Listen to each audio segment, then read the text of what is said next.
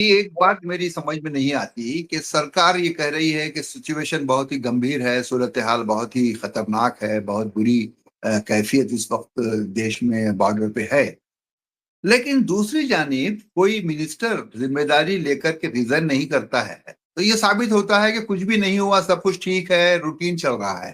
तो मैं जो रिजिग्नेशन की जो बात कर रहा हूँ, उससे एक मैसेज जाता कि हाँ भाई वाकई सूरत हाल गंभीर है, एक मिनिस्टर रिजाइन करता है इस इश्यू पर।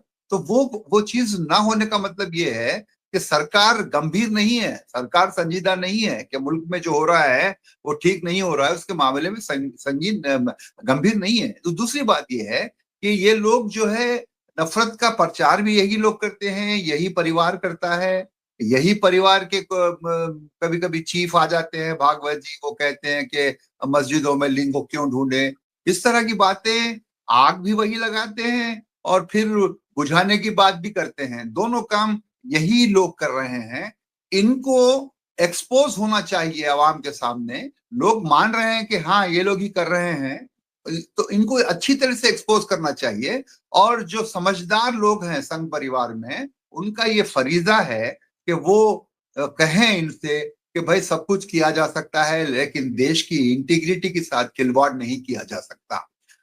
दिनेश जी, मैं जिम्मेदारी के साथ कह रहा हूं, बार बार कहता हूं, आप देखिए ये सिचुएशन इतना खराब होने के बावजूद क्या कहीं पर कोई दंगा हुआ है, क्या कहीं पर कोई जुल्म हुआ है? नहीं हुआ है। नहीं होने का मतलब ये है कि जो हमारी जो आवाम है वो बहुत ही संजीदा है, समझदार है, वो दोनों ही फिरके समझते हैं। अब कई जगह पर ऐसा हुआ कि मुसलमानों को प्रोवोक किया गया, मुसलमान प्रोवोक नहीं हुए। कई जगह पर हिंदुओं को प्रोवोक किया गया, हिंदू भाई मेरे प्रोवोक नहीं हुए। तो ये क्या दर्शाता है, ये क्या मैसेज देता है हमारे देश को? ये मैसेज देता है कि हम किसी भी हालत में नहीं भिपरेंगे, हम एक दूसरे के खिलाफ नहीं लड़ेंगे। ये हमारी खुसूसियत है, हमारी स्पेशलिटी है, और इस स्पेशलिटी को हम अपने सीने से लगाए रखेंगे और कभी भी किसी भी वजह से नहीं बहकेंगे, नहीं लड़ेंगे, एक दूसरे को नुकसान नहीं पहुंचाएंगे।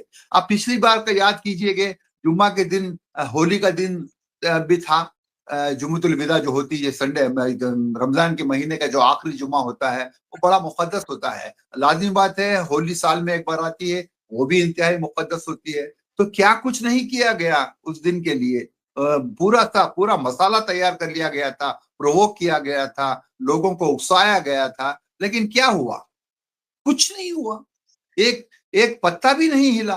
तो मैं मेरा ईमान है कि हिंदुस्तान के अवाम जो है बहुत ही स्ट्रांग है और बहुत समझदार हैं।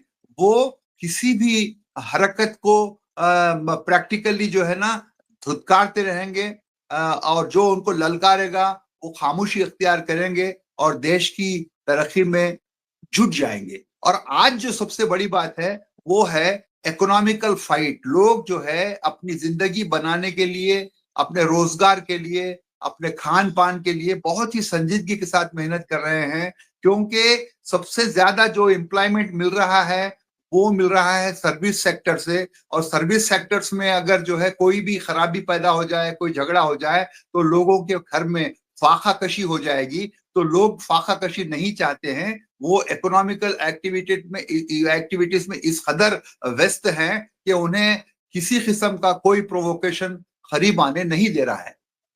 दिनेश जी।